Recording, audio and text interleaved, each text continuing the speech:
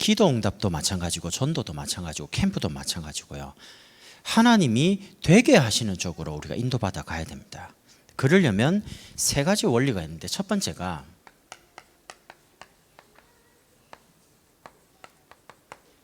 하나님이 반드시 성취하겠다라고 하는 언약을 잡아야 됩니다. 그게 기준입니다. 그러면 하나님은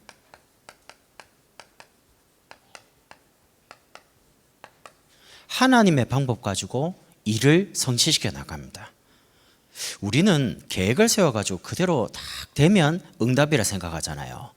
그런데 하나님은 그렇게 우리를 인도한 적이 한 번도 없습니다. 하나님의 언약을 따라 하나님의 방법 가지고 우리가 해서 됐다, 우리가 한 걸 원치 않으세요. 하나님이 모든 걸 다 하셨다, 그걸 알기를 원해요.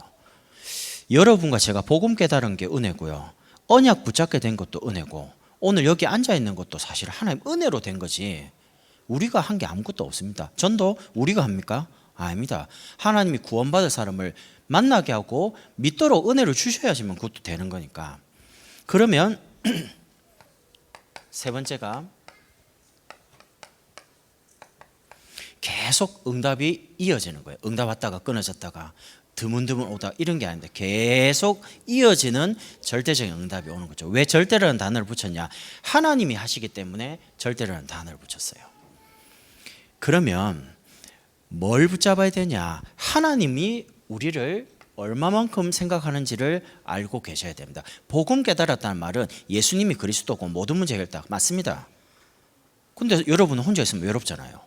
혼자 있으면 힘들잖아요. 근데 그게 아닙니다. 하나님이 여러분을 얼마만큼 생각하시냐? 하나님은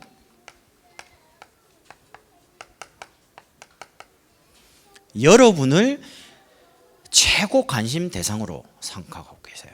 그리고 하나님의 사랑의 대상으로 여러분을 계속 주시 24시간 분초마다 하나님의 눈길에서 여러분이 벗어난 적이 한 번도 없습니다. 구원받은 그때부터. 그 정도로 하나님은 여러분을 소중하게 귀하게 생각합니다. 얼마만큼 대단하시냐? 아예 그냥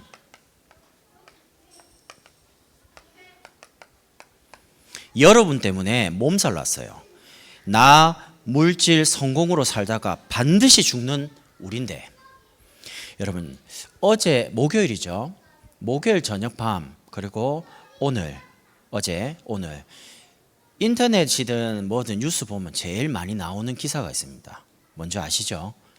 개인적으로 그분에 대해서 모르기 때문에 혹시 그분들과 관계된 분이 있을 수 있어서 말은 안 하겠어요.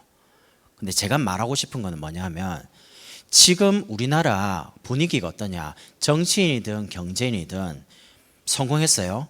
성공하다 어려움 당하면 다 죽는 분위기입니다. 싹 다 인생이 자살로 결론을 짓습니다. 이거는 복음 아니면 절대 불가능합니다. 치유 못합니다. 상담을 해야죠. 근데 상담의 끝은 결과가 어떻다는 거지, 그걸 해결할 수 있는 힘은 없는 거예요. 진단은 바로 해요. 근데 그걸 해결할 수 있는 답은 없어요.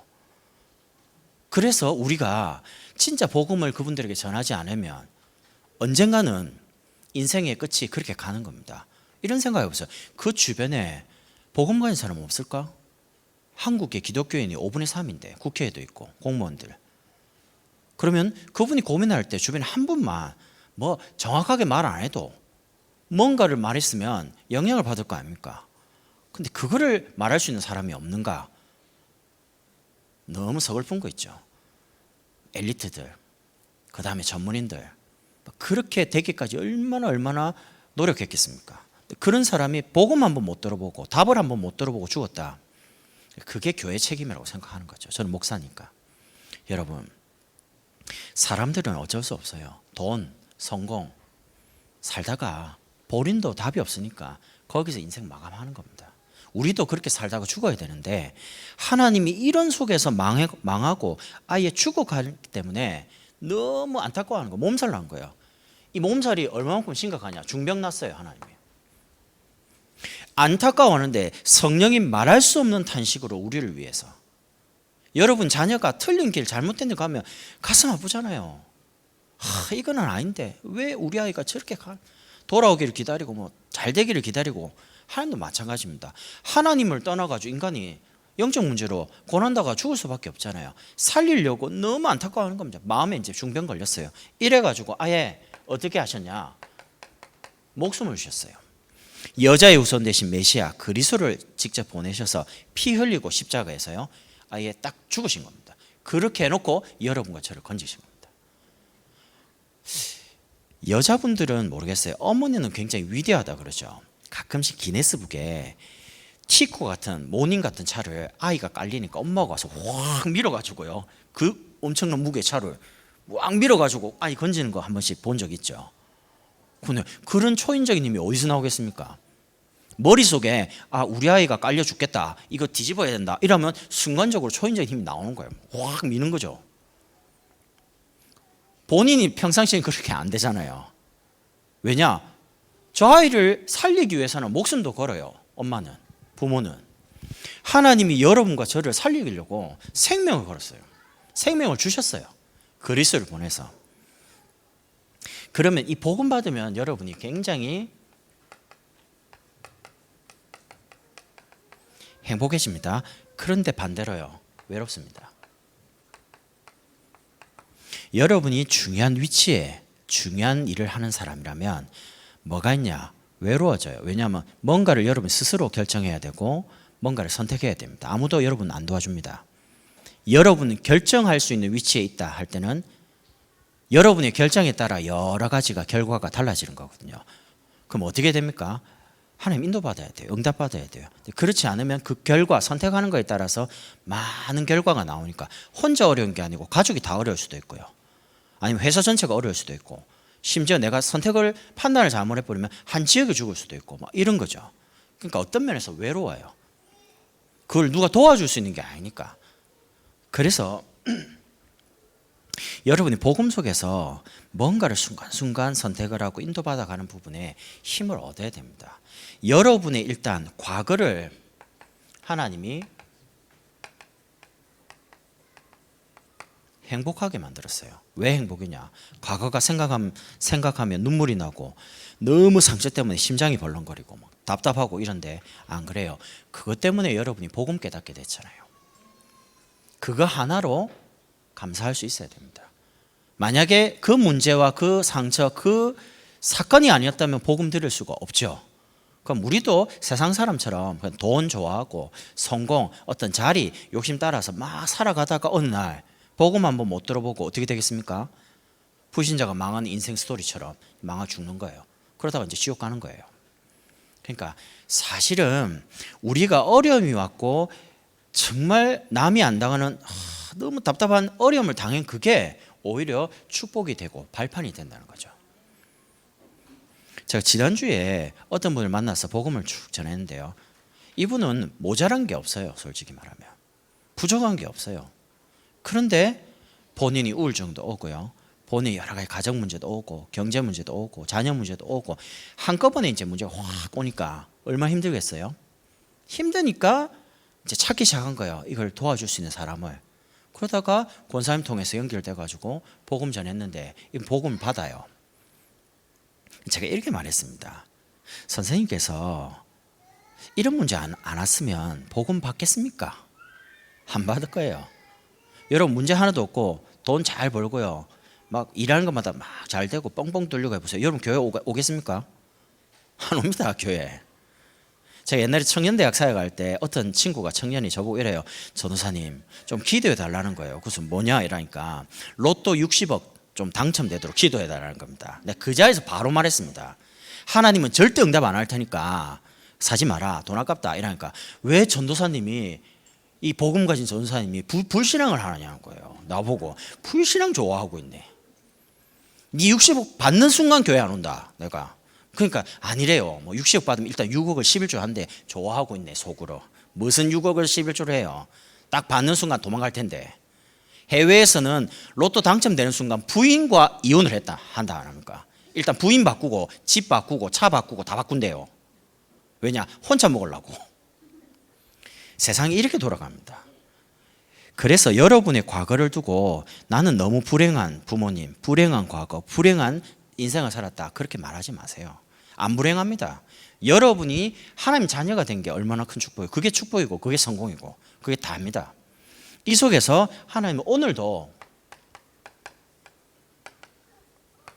복음 가지고 여러분을 틀림없이 복음 속에서 인도하고 계십니다. 혹시 나는 어디로 가야 될지 모르겠다, 뭐 해야 될지 모르겠다 이러면 혹시 계십니까? 나는 하는 것마다 너무 잘 안 된다. 여러분이 복음 속에만 계세요. 복음 속에 있으란 말이 뭔 말입니까? 예배 속에 계세요. 그냥 제 말 듣고 한번 해보세요. 저는 새가족 만나거나 중요한 사람 만나면 하나만 딱 이야기합니다. 제 말 듣고 사기꾼 말도 듣는데 목사만 한번 믿어주세요 이라고 말합니다. 내가 너무 안 통하니까. 그럼 그 뭔 말하냐? 그냥 아무것도 하지 말고 예배만 붙어 있으라. 그냥 예배 속에 그냥 가만히 있으면 되는 게 하나도 없는 것처럼 보이죠? 아닙니다. 예배 때 나오는 말씀이 여러분 미래가 됩니다. 여러분이 말씀 속에, 여러분이 기도 속에, 여러분이 전도 속에 있는 게 그게 축복이고 행복이에요. 왜냐? 하나님은 말씀을 줘놓고 그 말씀을 잡게 하세요. 그래가지고 여러분을 성취시키는 자리로 인도해 가는 겁니다.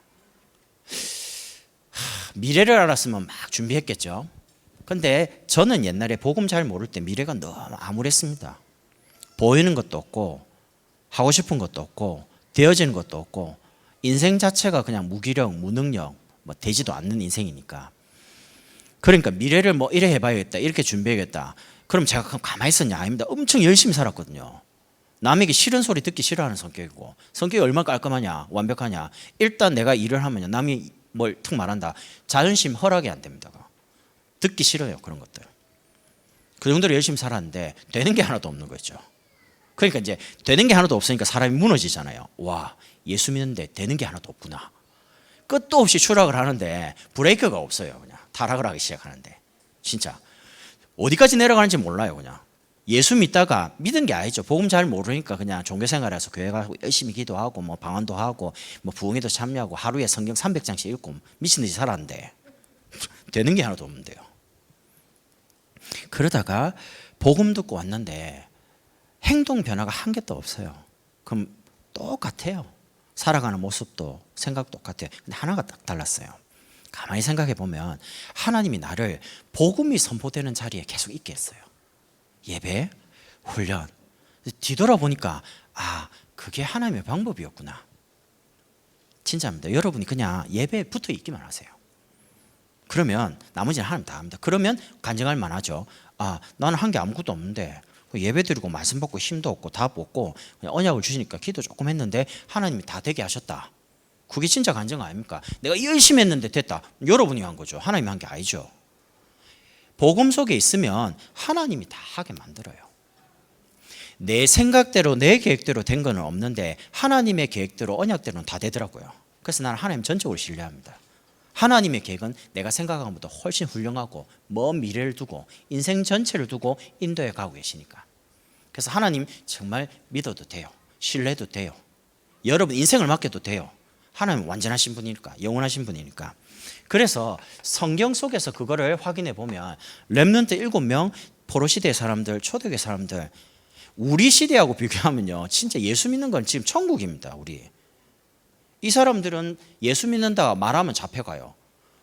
그럼 예수 부인해야 되는데 계속 이렇게 말하는데 또 모여요. 사형당해요. 이런 핍박 시대에 이 사람들이 어떻게 그 시대를 복음화했냐. 그게 하나님 능력 아닙니까? 참 육신적으로 외로워요. 돈 있어도 빵 살 수가 없어요. 교회사의 기록에 보면 카타콤에 있다가 아침에 누군가가 빵을 사기 위해서 밖으로 나간답니다. 한 사람이 대표로. 그럼 나갔는데 저녁이 됐는데 안 들어와요. 그 사람 잡혀서 죽는 거예요. 그럼 돌아왔어요. 얼마나 기쁘겠습니까? 예수 믿는 것 때문에 같이 핍박받고 같이 고난당하고 매일 성찬하면서 울었다고 안 합니까? 기록에 보면 매일 아침부터 저녁까지 예수 믿는 게 너무 기쁘고 감사해서 그것 때문에 함께 핍박을 받고 돈 있다고 해도 예수 믿으면 빵 안 줘요. 아파도 치료를 안 해줘요. 그런 시대에 사는 사람들. 그런데도 죽음도 별로 무섭지가 않아요. 죽으면 주님 만나러 가니까. 이 정도로 확실하게 오늘 주님 다시 오실 것처럼 이렇게 신앙 고백을 하고 살았어요. 그러니까 육신적으로 좀 그런 거 괜찮아요. 여러분에게 아무 문제 없습니다. 왜 문제 없냐? 하나님이 지금 말씀 가지고 여러분 인도에 가고 계시기 때문에 문제가 없는 겁니다. 저는 교회 와서 강단에서 목사님께서 우리가 복이다, 우리가 전도자다 한 십몇 년 들었잖아요. 처음에는 목사님이 너희가 복의 근원이다, 뭐 전도자다, 뭐 신경질 나더라고. 죄송해요. 옛날에 내가 되는 게 하나도 없는데 무슨 복이냐면서, 지금까지 된 게 하나도 없고 앞으로도 어떻게 될지는 모르겠는데 막 신경질 나는 거예요. 말씀 들으면. 근데 희한하죠. 말씀은 계속 똑같은 말을 이렇게 듣고 저렇게 듣고 계속 듣는데 어찌 바뀌었냐? 그 말이 믿어지는 거예요. 식당에 점심시간 아니고 저녁시간 아닐 때 가면 혼자 있잖아요. 가서 이제 혼자 밥 먹습니다. 있으면 와 사람 들어와요. 역시 복이 맞구나. 오늘 나 때문에 이 식당이 복을 받구나. 착각입니까? 착각 아닙니다. 갈 때마다 다 그러니까 착각이 아니죠. 우연이란 건 한 번이 그렇지 계속 그럴 수는 없거든요. 여러분 때문에 직장이 복을 받고, 여러분 때문에 학교가 복을 받고, 여러분 때문에 사장님 복을 받는 거예요. 여러분이 그런 사람이에요. 하나님이 여러분을 사랑. 그래서 이 복음 가지고 매일 행복을 누리는 겁니다. 하나님께서 그리스도로 말미암아 하나님과 나 사이를 화평케 하시고요. 그리고 우리가 삶에 계속 매월 캠프하고 있는 게 얼마나 감사합니까? 여러분, 캠프에 큰 결과 열매 없어도 됩니다. 옛날에는 이런 생각이 있어요. 캠프하면 나가서 막 영접 막 몇십 명 시키고, 막 학교에 총신 캠프 해보면요, 대 RTS 전도자들이 나가서 이거밖에 캠프를 해가지고 영접을 못하냐 하면서 캠프 나가보면 400명 접해요. 막 이런 식으로. 400명이 다 예수 믿고 교회 오냐? 아니거든요. 그러니까 열매를 보지 마시고 캠프가 뭐냐? 빛을 비추는 겁니다. 빛을 비추면 어떻게 되냐? 어둠이 서서히 물러가요. 그리고 질병 든 사람 있잖아요. 여기에 혹시 불치병이 있다, 어려운 사람, 금방 낫는 게 좋은 게 아닙니다. 왜냐? 예배를 통해서 내가 나았냐 안 나았냐 모를 정도로 천천히 서서히 낫는 게 재발이 없어요. 단팡이 나았다? 재발할 확률이 높아요. 그러니까 의사는 고칠 수 있는데 고쳐서는 안 돼요. 복음 가지고 말씀 가지고 아예 그냥 치유가 되는데 재발이 안 되도록 살아나야 돼요. 모든 게. 그래서 여러분과 제가 이 교회가 너무 복음 전하는 소중한 곳이니까 헌당을 놓고 기도하는 겁니다. 전 성도가 마음을 담아서 다 기도를 작정하기 시작하고 헌신하기 시작하면 너희가 믿으면 하나님의 영광을 보리라. 역사는 하나님이 하십니다. 사도행전 12장에 보면 헤롯이 야고보를 딱 불러가 죽여요. 본보기로. 그리고 베드로를 딱 불러가지고 이제 내리면 죽입니다. 그러니까 베드로 사도가 이제 옥에 딱 갇혀 있으니까 교회가 얼마나 간절하게 지겠습니까? 밤새도록 기도하는 겁니다. 어떤 일이 벌어진 줄 아시죠? 방법이 없어요. 베드로 옥문을 하나님 직접 여는 겁니다. 근데 베드로가 그날 밤에 내일 이제 목이 날라가 죽을 텐데 자는 거예요. 베드로 사도께서. 그러니까 일어났어요. 꿈인 줄 알았어요. 환상인 줄. 문이 열려갖고 나가 이제 바람 불고 이러는데 이제야 주의 사자를 보내사 나를 헤롯의 손에서 건졌음 깨닫게 됩니다. 그래서 또 말하죠. 교회 가서. 그러고 난 다음에 일어나는 게 헤롯을 하나님이 주의 사자를 보내사 충이 먹어 벌레 한 먹어가지고 죽습니다. 가장 복음을 박는 헤롯을 하나님 데려가요. 이 복음은 금할 수 있는 사람이 없습니다. 복음은 법적으로도 못 막습니다. 세상은 교회를 막는다고 생각하고 복음을 막는다고 생각하지만 나라든지 개인인지 복음 받은 사람 말로가 비참해요. 로마의 황제들이 집에서 편안하게 죽은 사람이 단 한 사람도 없습니다. 다 객사하든지 칼 맞아 죽든지. 왜냐? 끔찍하게 예수 믿는 사람들을 핍박하고 죽였거든요. 이 사람들이. 교회사에 보면 그러니까 본인만 그렇게 죽은 게 아니고 자녀까지 그렇게 다 죽어요. 복음 막을 수가 없어요. 사도행전 28장에 결론이 있습니다. 이 복음을 금하는 자가 없었더라. 아무도 못 막습니다. 여러분을 축복하는 하나님의 응답과 축복을 막을 수 있는 존재가 없습니다. 그래서 언약을, 복음은 완전하니까 복음을 가지고 목사님께서 주일날 강단에서 선포하는 이 말씀을 여러분 잡으라는 겁니다. 하나님 이루실 거니까. 잡으면 하나님이 이제 이루어 가셔요. 그럼 어떻게 이루어 가시냐?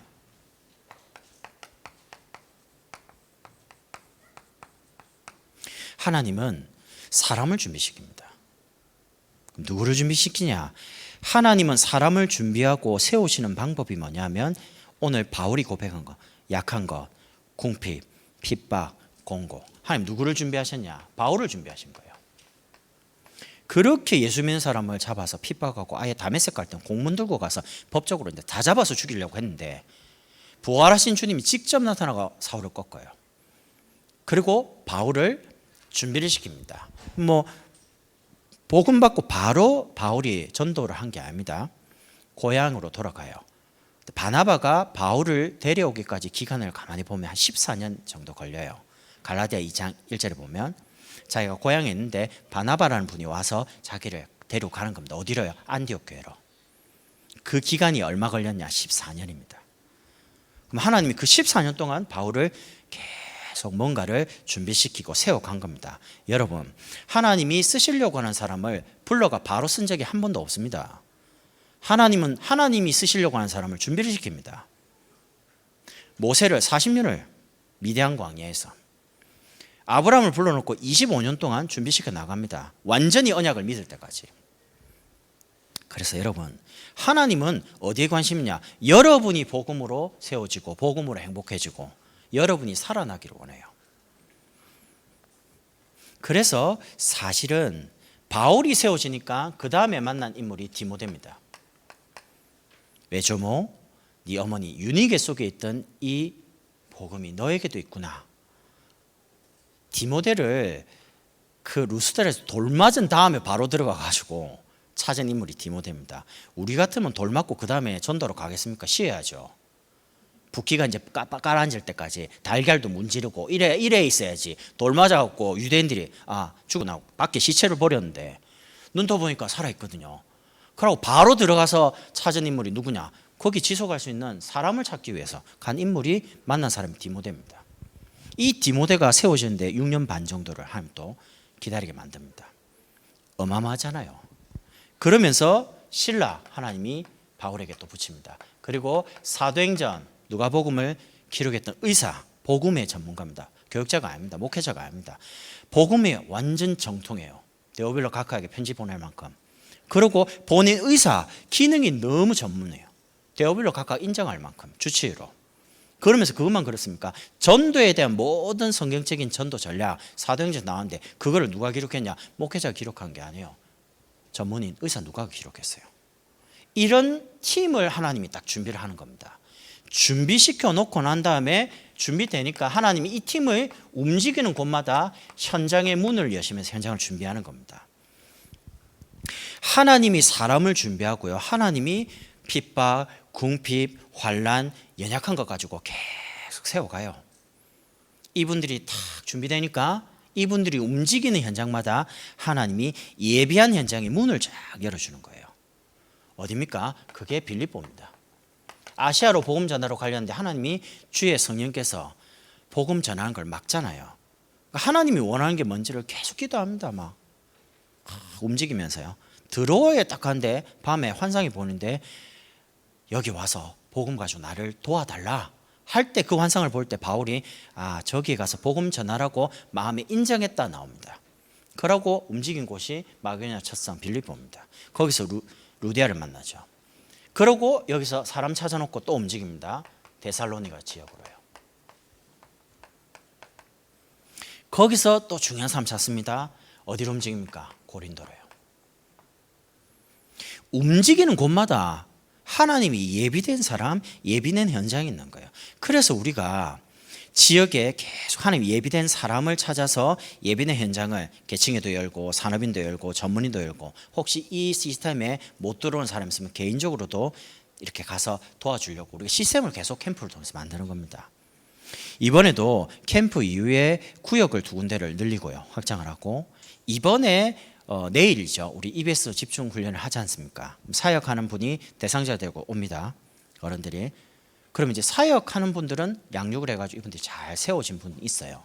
그럼 이 사람들은 이제 응답도 많이 받고 세워져 있기 때문에 이 세 가족이 또 다른 사람을 또 연결해서 다른 사람을 양육하기 시작하는 겁니다. 1대1로. 이렇게 해서 계속 사람을 준비하고 현장을 준비하는 거죠. 우리가 교회에서 EBS 집중이다 이런 것들은 전부 다 사람 준비입니다. 사역자 준비. 사람을 준비해야지 하나님 그 사람을 보시고 현장을 하나님 문을 여시는 겁니다. 여러분 현장에서 아무리 열심히 돌아다녀도 하나님 문 닫아버리면 못 만납니다. 그래서 하나님은 어떻게 하느냐 방법이 문제가 아닙니다. 누가 가느냐를 보시고 문을 엽니다. 이단들은 제자를 절대 못 만나게 되어 있습니다. 구원받은 사람을 못 만납니다. 하나님이 천하보다 귀한 영혼을 이단에게 안 맡깁니다. 그래서 복음 가지고 참 성경적인 전도하는 사람에게 문을 열고 만나게 합니다. 그러니까 그게 이제 하나님 만남의 축복인데, 그래서 우리는 현장에서 계속 하나님이 역사할 수 있는 예비된 곳을 찾아서 지교도 개설하고요. 이번에 엄마 학교도 어떤 면에서 이런 불신자를 계속 만날 수 있는 고정적인 현장을 만들기 위해서 이제 열은 겁니다.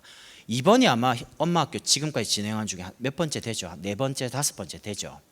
보통 우리가 예전에 뭐 1년에 한 번, 2번씩 했잖아요. 그러면 이걸 정기적으로 이제 계속 만들어서 어린이집에서 원장님과 교사분들이 상담을 해서 복음을 전하면 이분들이 갑자기 교회로 오는 게 아니잖아요.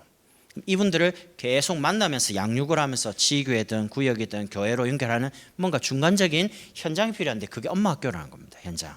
계속 만나면서 말씀을 들을 수 있는. 제가 지난번에도 그 어린이집에서 영접해가지고 분이 저한테 연결이 됐어요. 근데 지금 당장 교회를 못 오는 입장이에요. 근데 지금 금요일로 계속 만나거든요, 아침에. 오늘도 말씀을 전하면서 이렇게 했습니다. 교회를 조금 다녔다니까 혹시 예전에 교회 다니면서 예수님을 영접한 적 있습니까? 한 번도 없대요. 순간 띵했죠. 아, 그렇구나. 그래서 모든 메시지를 포커스를 어디 맞췄냐, 이 사람이 이제 복음을 받을 수 있도록 하나님 만나는 길에 대해서 설명했습니다. 그리고 예수님을 구주로 같이 영접하자고 초청을 했습니다. 같이 영접했습니다. 그리고 이제 이번 보냈습니다. 일하러 가야 되니까. 교회만 왔다 갔다 했지 실은 영접이 뭔지도 모르고 왜 예수 믿어야 될지도 모르고 이런 분들이 너무 많아요. 그럼 누구 책임입니까? 그 사람 책임이 아닙니다.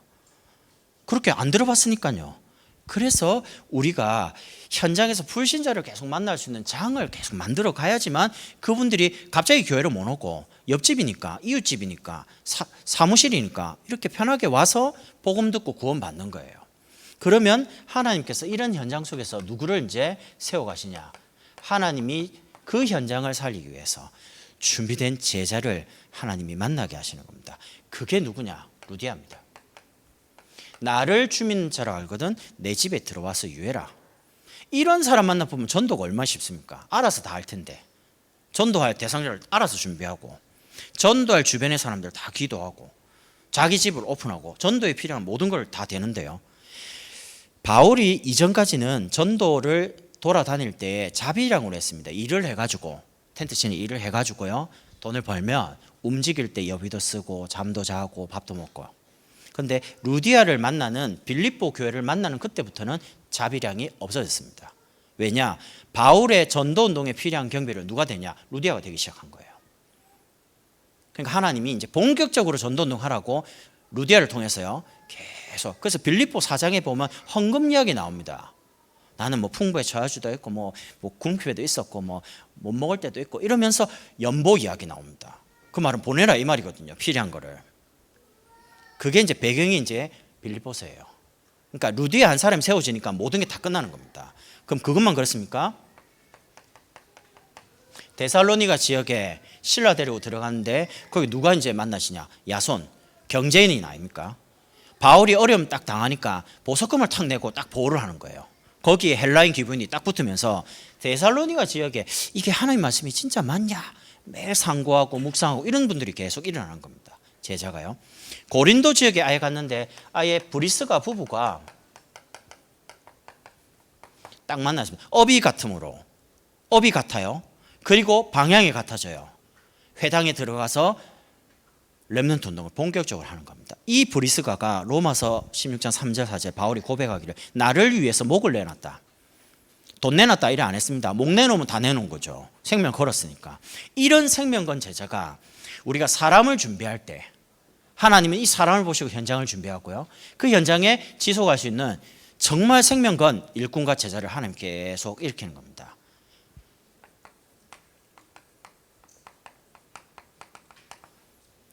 유광수 목사님 소원이 237 빈곳 살리는 거랍니다. 여러분 그게 우리 소원 되면 됩니다. 세계복음화 구호 말고요. 그게 내 거 되면 됩니다. 그럼 237의 빈곳을 어떻게 살리면 되냐? 237의 빈곳에 사람 보내면 돼요. 복음 정확한 사람, 전도 정확하게 이해한 사람, 선교 바르게 이해한 사람 보내면 돼요. 그럼 237 삽니다. 그게 사역자 준비고 그게 사람 준비입니다. 그럼 237이 어디입니까? 결국 선교입니다. 세계복음화.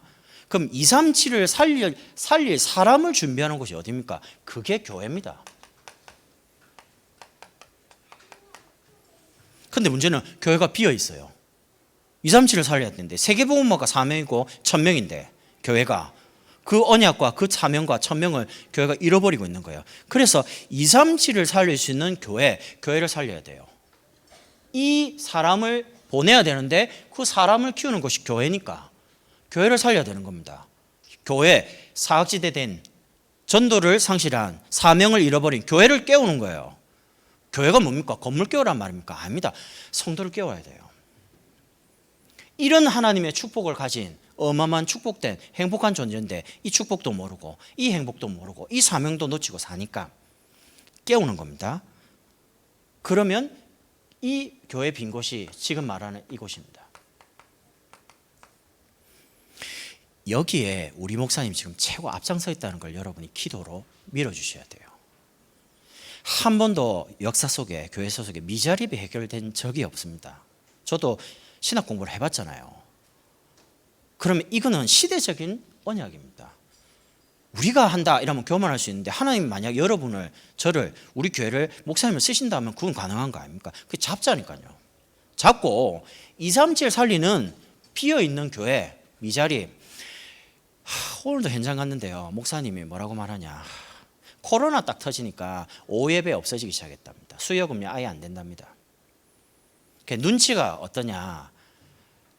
좀 도와주면 좋겠다 이런 느낌이 계속 받아요.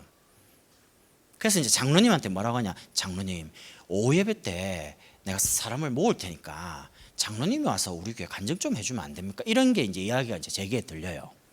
그래서 장로님 보고 장로님 이거는 그렇게 해서 도와야 될 게 아닙니다. 장로님 한 번 가서 목사님을 간증해 준다고 교회가 살아날 게 아니기 때문에 기도하면서 이거는 목사님 만나고 목사님 지도를 받고 계속 꾸준하게 지속적으로 도와주는 뭔가를 갖추고 들어가서 도와야 됩니다. 그러니까 장로님이 이해를 하셨어요. 아들은 저 서울의 큰 교회 통합 측에 대학 총괄 부목사예요. 그럼 아들은 성공했죠. 잘하고 있잖아요. 근데 본인이 힘든 거예요. 오늘 국가에서 행정명령이 내려왔습니다. 오늘 6시부터 시행이 되겠죠. 공공교회에서 드리는 예배 말고는 드리지 마라. 그럼 생각을 잘 해보셔야 돼요. 교회의 본질은 하나님을 만나고 하나님 만나는 이 축복과 응답 가지고 세상을 살리는 게 본질입니다. 예배 안 드리고 힘 안 얻고 답 없이 세상 가서 살 수 있겠습니까? 저는 그러면 국가에서 말하는데 다 어기자 그 말을 하는 거 아닙니다. 여러분이 딱 그 표시된 자리에 다 앉으셔야 되고 마스크 다 써야 돼요. 앞으로 지교 예배할 때 마스크 다 써야 돼요. 그리고 들어올 때 손소독 다 해야 돼요. 열체크 다 해야 돼요. 이름 기록 다 해야 돼요. 국가에서 원하는 수칙이니까. 왜 그럽니까? 코로나 걸리지 말라는 거 아닙니까? 우리 생각에서 그러는 거니까. 그런 거는 건강을 위해서 지켜야 되는 거죠. 근데 문제는 사람들이 말하는 여론 따라가면요 죽어요. 3번에 이야기하겠지만 지금 예배를 계속 파괴시키는 뭔가가 계속 일어나요. 앞으로 더 심각해집니다. 여러분이 237 나라를 살리기 위해서 하나님 부르셨기 때문에 여러분이 교회 빈곳 살려내야 돼요. 저는 조금 걱정되는 게 있습니다. 나는 여러분은 괜찮은데 만약에 20년 30년 지난 다음에 교회가 없어지면 우리 한빈이 유빈이 아이들은 신앙생활 할 수 있을까? 교회가 없어요. 교회를 찾아서 예배드리고 싶은데 교회당이 없는 거예요. 안 보이는 거예요. 그런 시대가 그러면 안 옵니까? 옵니다. 전도를 방해하는 시대, 신앙생활 마음껏 할 수 없는 시대가 옵니다. 복음 안 전하면. 핍박시대 온다니까요. 그래서 우리가 지금 우리 아이들이 마음껏 신앙생활하면서 그리스도 증거할 수 있는 바탕을 준비해 주지 않으면 교회가 무너져 버리면 우리 렘트들이 다 무너집니다. 이거는 우리만 잘 살자 그 말이 아닙니다. 우리 아이들이 제대로 신앙생활을 할 수 있는 곳을 준비하자. 미자립교도 살려갖고 그 지역을 살릴 수 있도록 돕자 이 말이죠. 그래서 제자를 준비한다는 말은 교회의 최고 사각지대가 어디냐? 현장 아닙니까? 성도들의 현장.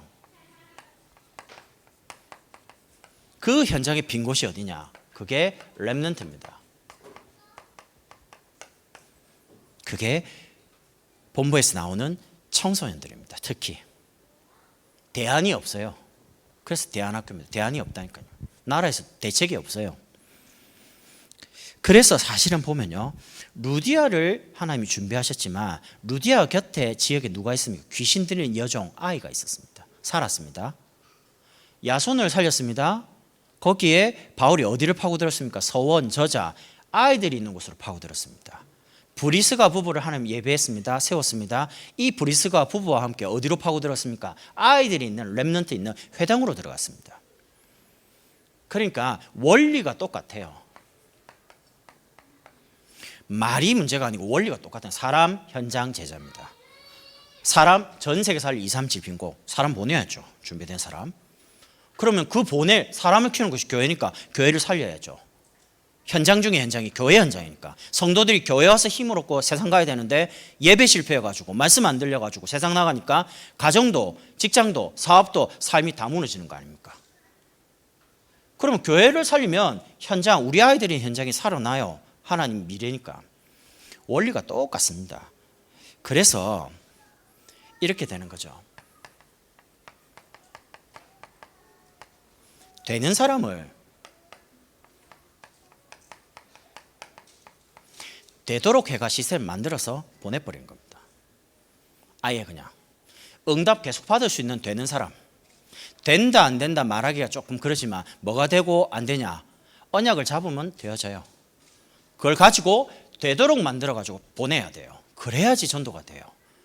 열심히 한다고 될 것 같으면 열심히 사람 다 할게요. 근데 그렇게 해서 세계복음화 될 게 아닙니다. 성경은 그렇게 안 나옵니다. 사람과 현장과 제자를 하나님이 다 준비해놨어요. 여러분을 준비했고, 우리 여러분이 있는 현장을 준비했고, 여러분 다음 세대인 우리 아이들 하나님 준비해놨어요. 그렇게 해가지고 되어지도록요.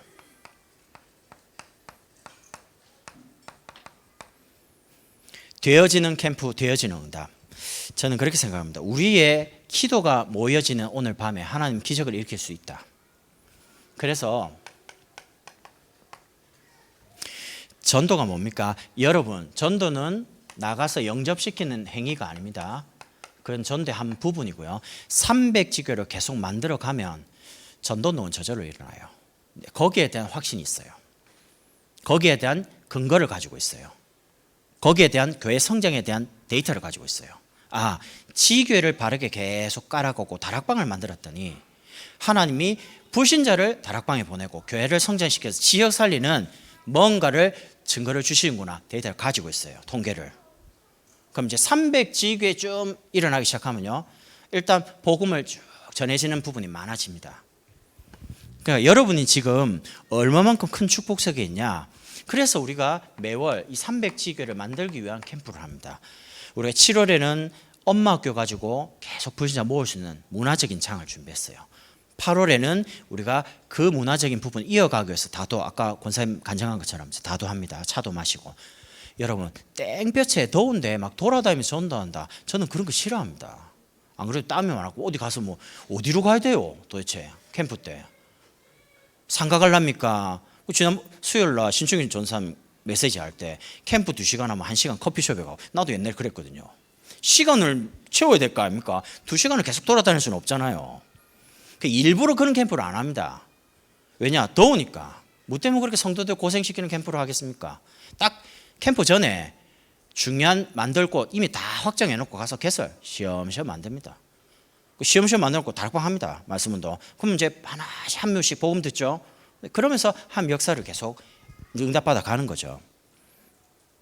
9월에는 우리 미자립교회 도울 수 있는 캠프를 직접 그 연약한 교회 가서 같이 시스템도 만들고 시스템 중심으로 관계된 사람 복음도 전하고 그렇게 할 겁니다. 여러분과 제가 전도운동을 하면 사단이 반드시 막는 게 하나 있습니다. 히브리서 10장 25절에 모이기를 피하는 어떤 사람들의 습관과 하지 말고 오직 권하여 그날이 가까움을 볼수록 더욱 그리하자. 모여라 이 말입니다. 법적으로 모이지 말랍니다. 법적으로 신사 앞에 절하고 예배 드리라고 합니다. 법적으로. 여러분 어떻게 하실랍니까? 그때는 일제시대고 지금은 지금 시대니까 다르다고 생각하십니까? 아닙니다. 이렇게 하면서 조용조용히 뭔가가 예배가 흐려지고 모든 게 흐려집니다. 자, 이렇게 한번 말씀드려 볼게요. 여러분 꼭 마스크 쓰고 열 체크 다 하고 그다음에 손 소독하고 사회적 거리 유지해서 다 앉으시고요. 왜냐? 국가가 우리 건강을 생각하면서 지키라고 하는 거니까 지켜야 됩니다. 그럼 제가 이렇게 말해 볼게요. 행정명령을 오늘 6시부터 다 지키랍니다. 공공예배를 제외하고는 구역예배 금지, 수련회 금지, 모든 성경 모임 금지, 모든 식사 금지 다 그렇게 말했습니다. 교회를 대상으로 전국에 있는 교회를. 그럼 제가 이렇게 한번 말씀드려 볼게요. 그럼 일단 공무원들은 일하면서 식당에서 식사하면 안 돼요. 식사 금지. 우리 보고 식사 금지 했으니까 자기들도 일하면 식사 금지해야 돼요. 국가에서 명령을 내릴 때는 형평성에 맞게 해야죠. 어느 한쪽으로 치우치면 안 돼야 되죠. 그리고 어린이집에 애들 보내면 안 돼요. 학교 보내면 안 돼요. 코로나 걸릴 수도 있는데 잠재적인 위험, 아이들 마스크 잘 안 씁니다. 그러니까 처음에 우리가 학교 개학을 할 때 지금 학교가 정상으로 운영된 게 아니잖아요. 일주일 갔다가 일주일 쉬었다가 3일 갔다가 못 쉬었다가 얼마나 혼란스러운지 모르겠어요. 뭐. 그럼 공무원은 또 제대로 됩니까? 제대로 돼도 안 해요. 근데 처음에 뜩 시작하니까 열나니까 학교 다 폐쇄하고 또 그 교원 선생님부터 아이들 막 운동장에 다 세워갖고 검사 다 하고요. 그렇게 힘든 거를 왜 합니까 도대체? 미국은 아예 그냥 처음부터 딱 행정명 내려가지고 학교 모이지 마. 온라인 수업으로 1년 대체 편할 거 아닙니까? 만약에 진짜 코로나를 막는 게 그게 국가에서 원하는 거라면 그렇게 해야죠. 염려. 아이들이 혹시 걸릴까 싶어서. 그러니까 그러면요 일을 안 하면 그럼 교사분들 그래서 시에서 세금 가지고 교사 월급 다 줘야죠. 어린이집 교육교사, 유치원 선생님들 교사 월급 다 줘야죠. 굶으면 안 되잖아요. 그럴 때 돈 쓰는 겁니다. 긴급재난지원금 다 받아가지고 풀었을 때는 돈을 공짜 돈이니까 얼마나 많이 썼습니까?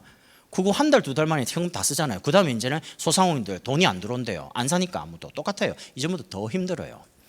일시적인 효과인데 음식점이나 사우나나 노래방이나 클럽이나 그럼 다른 종교단체 모든 집합적으로 모이는 곳은 다 금지해야 됩니다. 그게 형평성이 맞는 겁니다. 왜 교회만 그럽니까? 제 말이 논리적으로 틀린 이야기 아니잖아요.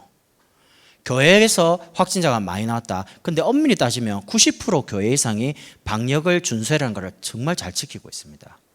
그럼 교회에서 확진자가 나와고 번진 게 아니에요. 이태원부터 시작해가지고 이게 쿠팡 가가지고 깜깜이 환자들이 계속 뭔가 이렇게 연결되면서 이게 지금 광주로 막 전국으로 퍼진 거지 교회 책임이 아닌데 드러나는 확진자는 교회에 계신 분들이 이렇게 예배 드리니까 또 계신 분이 그런 부분 조금 소홀하니까 번지겠죠. 또 변종이 됐으니까. 그래서 교회가 타켓이 된 거지 교회만 그러면 안 되죠.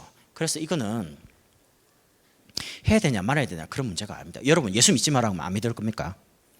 속된 말로 예수 믿지 마, 교회 오지 마, 안 믿을 겁니까? 그러면 아니잖아요.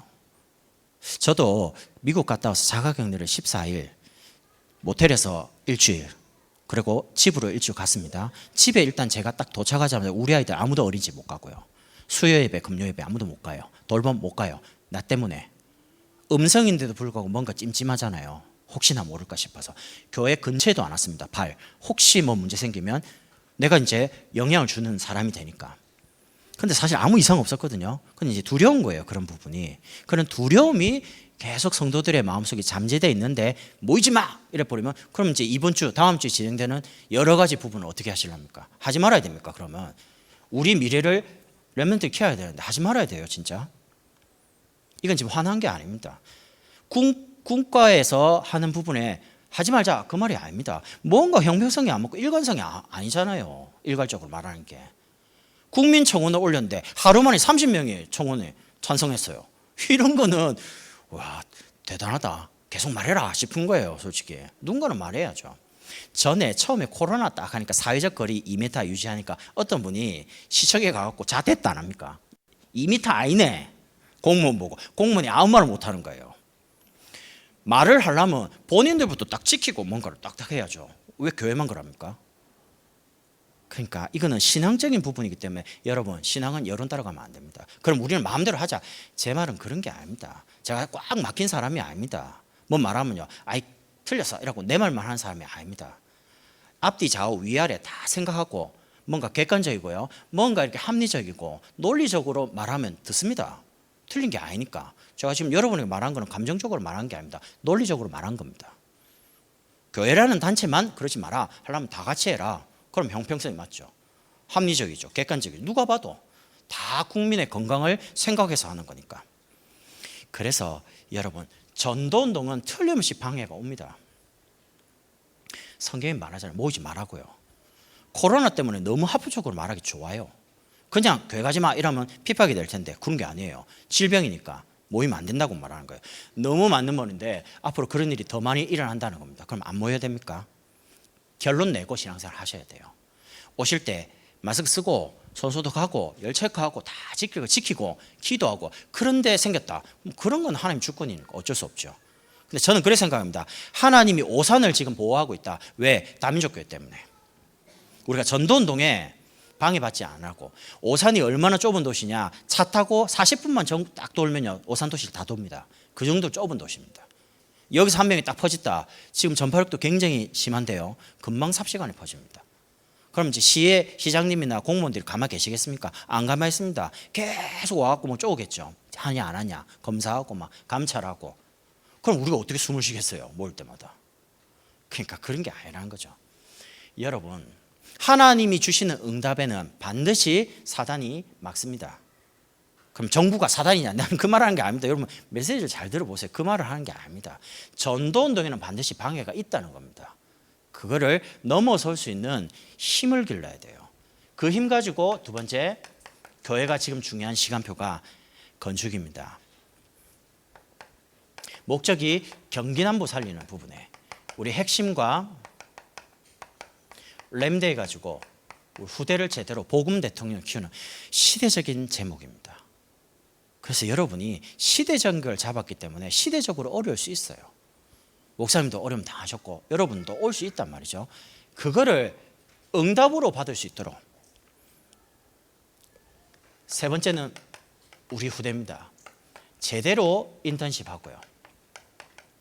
이번 주에도 목사님이 어떤 중요한 교수님 만났는데 옆에 이제 앉아서 식사를 하는데 제가 이제 아마라고 목사님이 교수님하고 무슨 말씀을 하시냐 계속 들었거든요. 근데 하나가 딱 느껴져요. 그게 뭐냐? 복음 가진 아이들 키우자. 복음 가진 대통령 키워가지고 정치 넣고 경제, 사회, 문화, 교육 다 넣자. 이 말을 하시는데 가슴이 느껴지는 거잖아요. 옆에 있으니까. 근데 그걸 듣는 교수님이 자기도 그거 하고 싶대요. 이렇게 자기하고 통한다고. 조금만 우리 아이들 바르게 길만 제시해줘도 섭니다. 서밋으로 세우는 부분에. 여기 간호사분들 안 계십니까? 우리 교회 렘넌트 중에 간호사 생각하는 사람 많습니다. 지금 간호사도 있습니다. 그러면 간호사 처음부터 어느 연차가 있을 거 아닙니까? 얼마나 힘들겠습니까? 3교대 하면서. 그 렘넌트에게 간호사는 앞으로 이렇게 생활할 거니까 이렇게 준비해라. 한마디만 해주면 어려움을 안 당하고 막 힘들게 갈등 안 하고 즐겁게 할 수 있어요. 우리 교역자들이 예를 들면 신학생이 온다. 그럼 교회에서 말씀을 쭉 이해시켜가지고 현장을 다 보여주잖아요. 사회 가는 것도 도와주고 목사님 방향 주시고. 이러니까 전도운동하는 준비되는 신학생 입장에서는 너무 쉬운 거예요. 너무 좋은 거예요. 보고 따라갈 분이 계시니까. 그래서 우리 성공된 분들이 렘넌트들이 그 길을 따라서 복음 가지고 올라갈 수 있도록 조금만 인턴십 해주면 돼요. 그러면서 네 번째는 237 나라 살리는 부분에 여러분의 업이 여러분이 가지고 계신 경제가 하나님이 기뻐하는 선교 속에 쓰임 받아야 됩니다. 그래야지 흑암 경제를 막을 수 있습니다. 여러분,